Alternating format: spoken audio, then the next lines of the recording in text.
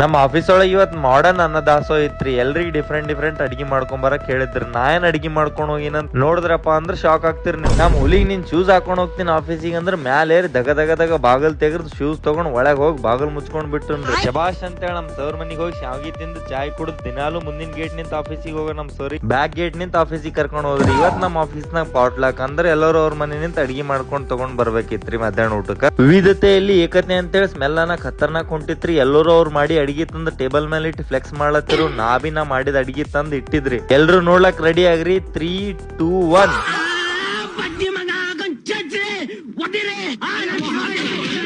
ನನಗ್ ಕಾಂಪಿಟೇಷನ್ ನಮ್ ಫ್ರೆಂಡ್ ರೀ. ರಸಂ ಮಾಡ್ಕೊಂಬ ಅಂದ್ರೆ ಹೋಟೆಲ್ ನಿಂದ ಪಾರ್ಸಲ್ ತಗೊಂಬಂದ್ ಇಟ್ಟಿದ್ದ. ತಂದಿದ್ದೆ 15 ಎಗ್. ನಾನೇ 5 ಎಗ್ ತಿಂದಂತಂದ್ರ ಬೇರೆ ತಿಲ್ಲಕ್ 10 ಎಗ್ ಉಳಿತು ಅಂತೇಳಿ ಬೇರೆ ತಂದಿದ್ ವೆಜ್ ತಿಂದು ನಮ್ ಸರ್ ಒಬ್ಬರು ಬಾಕ್ಸ್ ನಾಗ ಏನೋ ಹಾಕೊಟ್ಟಿನಿ. ರೂಮಿಗೆ ಹೋಗಿ ಡಿನ್ನರ್ ಪ್ರಿಪೇರ್ ಮಾಡೋದಕ್ಕಿಂತ ಮೊದಲು ಬಾಕ್ಸ್ ಓಪನ್ ಮಾಡ ಅಂತ ಹೇಳಿದ್ರು. ಆಫೀಸ್ ನಿಂತ ರೂಮಿಗೆ ಹೋಗಕ್ ಬಾಳ್ ಲೇಟ್ ಆಗಿತ್ತು. ಒಂದ್ ಬನಾನ ಒಂದ್ ಬಾಳಿಕಾಯಿ ತಿಂದು ಶಕ್ತಿ ಪ್ರದರ್ಶನ ಮಾಡಕ್ ಜಿಮ್ಮಿಗೆ ಹೋದ. ಬ್ಯಾಕು ಬೈಸಪ್ಸ್ ವರ್ಕೌಟ್ ಮುಗಿಸ್ಕೊಂಡ್ ರೂಮಿಗೆ ಹೋಗಿ ನಮ್ ಸರ್ ಕೊಟ್ಟಿರೋ ಬಾಕ್ಸ್ ಓಪನ್ ಮಾಡ್ದ. ಅದ್ರೊಳಗೆ ಇದ್ದಿ ಉಳ್ಳಾಗಡ್ಡಿ ತಗೊಂಡ್ ಎಗ್ ಬುರ್ಜಿ ಮಾಡ್ದ. ನಮಸ್ಕಾರ ರೀ ಎಲ್ಲ ದೊಡ್ಡ ಮಂದಿಗೆ.